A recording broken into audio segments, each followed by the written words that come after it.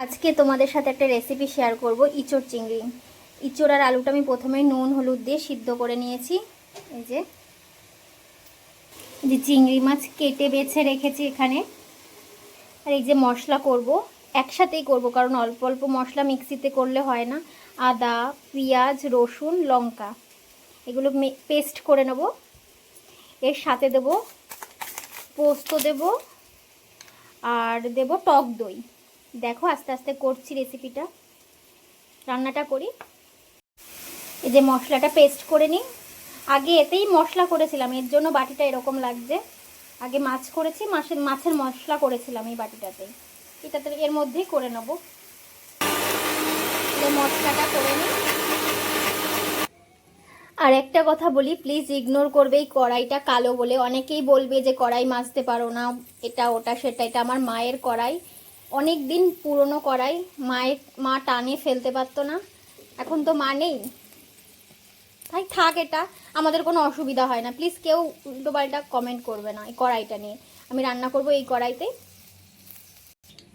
আর আমি সর্ষের তেল, রিফাইন তেল একসাথে মিশিয়ে রান্নাটা করব, কারণ অনেকটাই ইঁচড়, এই যে প্রায় হচ্ছে এতটা ইঁচড়, তাই একটু মিশিয়েই রান্না করব, টেস্ট ভালো হয়।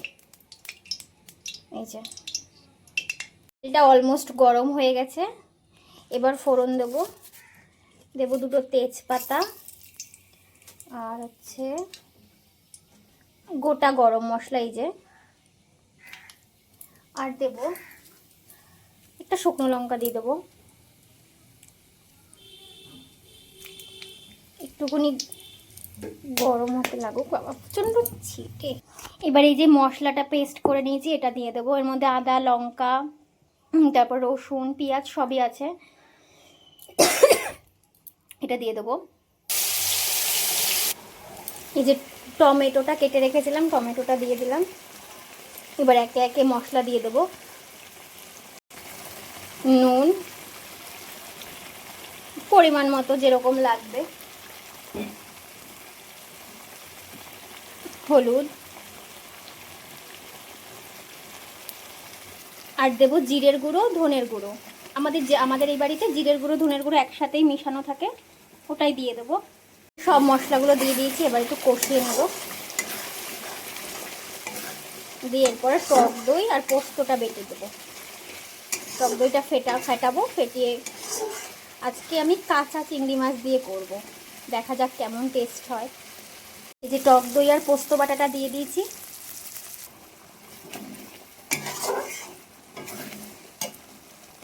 এবার এঁচড়গুলো দিয়ে দেবো।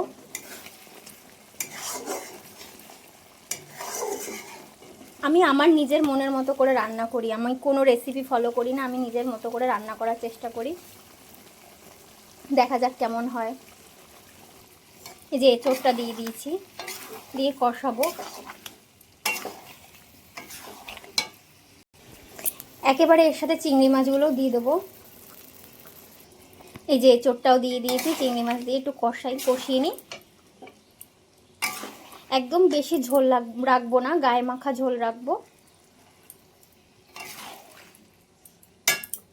আপনারা আপনাদের স্বাদ অনুযায়ী লঙ্কা, নুন, হলুদ সব দেবেন।